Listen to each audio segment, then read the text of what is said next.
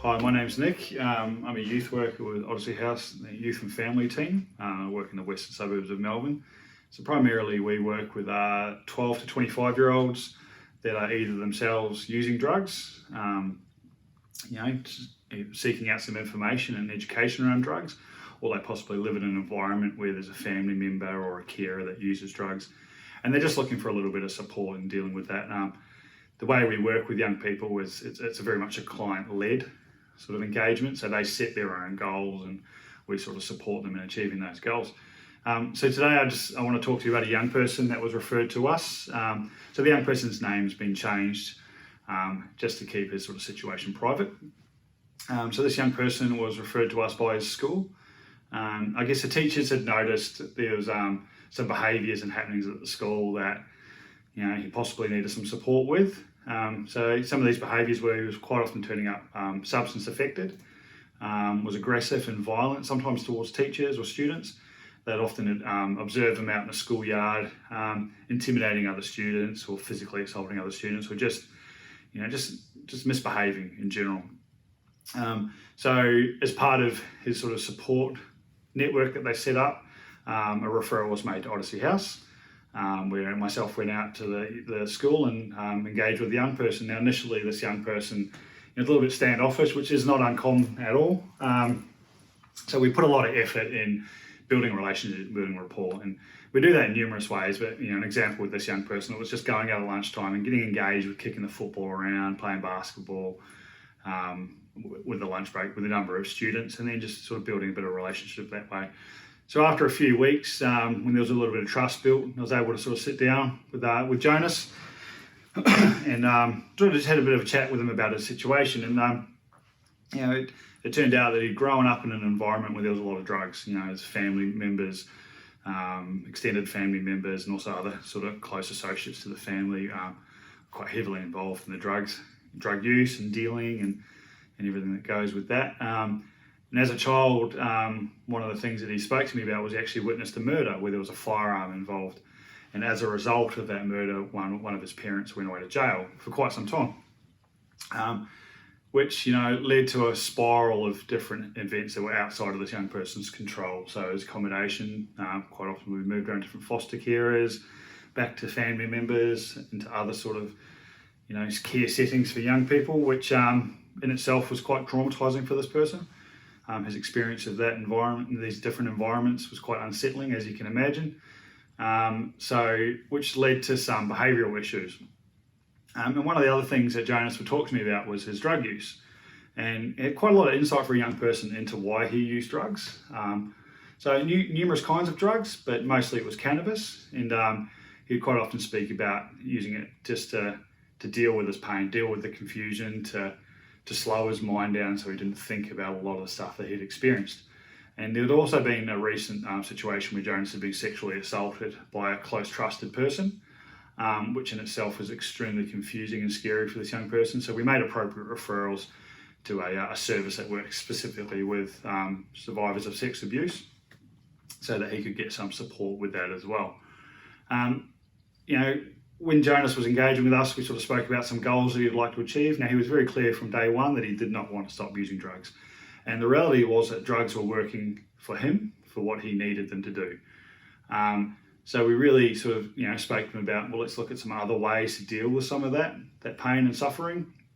And but also at the same time provide you with some education that, will keep you safe. So while you are using drugs in that environment, whether it's using them, buying them, being around other people that are substance affected, you know how to keep yourself safe. And another thing that Jonas sort of spoke about was never really having had engaged in any pro-social activities.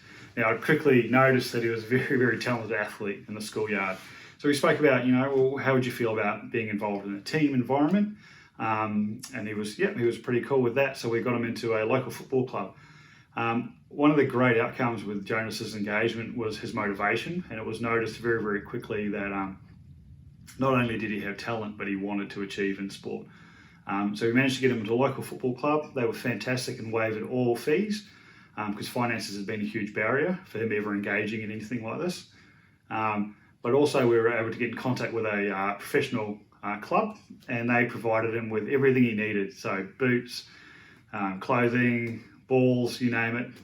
He was provided with that, which was just such a boost for his self-confidence. But another bonus as well was the coach really took him under his wing, and the coach set a high standard for Jonas. He said, if you're going to play for this team, you need to train, you need to play. If you don't train, you don't play. So automatically there were some consequences for actions put into place, which he'd never had growing up due to the unstable sort of environment he'd grown up in. And he really thrived in that environment. And he quite often talked to me about it, saying, if I don't play well or if I don't train, it's going to affect my team. So there's a run-on effect from me not doing what I'm said I'm going to do. Education-wise, Jonas really struggled in school. He never really had a strong emphasis on education put into his upbringing. So it was a big barrier. He did, at times do his best and try his best. Other times he really struggled. So the school was able to put him into a VCAL program where part of his schooling was around employment and working in a situation where he could learn some employment skills. So not only did he go to school, but he also in the evenings would go and do this particular job. He did really well on the job, didn't do great at school. When he got to the end of year 11, he thought, well, I'm going to just go and stick to working. And to this day, he's still working in the same employment. We also managed to get him into equine therapy, which is a program where young people work with horses, where they care for horses, just engage with them. And it's really amazing because they're able to learn some self-regulation to their own emotions and, realise that the impact that their emotions can have on a living creature. So it's just about stepping back and keeping themselves calm, therefore allowing the horse to be calm as well. This is something that he probably would have laughed at earlier on when he was first referred to us. However, he thrived in that environment and he really, really enjoyed it. So throughout his engagement, there's a lot of positive outcomes. There's a lot of ups and downs. Occasionally he'd slip back and, increase his drug use, maybe get into a fight here and there. But he was also able to step back and reflect on those situations and utilise them as learning opportunities. In the end, there's numerous occasions where we adjusted some of his treatment goals. He realised that if he was using drugs every day, then he couldn't play to his best ability within a sporting team, or he couldn't go to work. So it dramatically reduced his drug use, which was a really, really fantastic situation for him because it just improved a lot of stuff in his life, like his health and his relationships. We were also able to support some of his family members and guiding them to appropriate support services as well, which again, impacted the relationships between Jonas and them. So there's some really, really good outcomes there.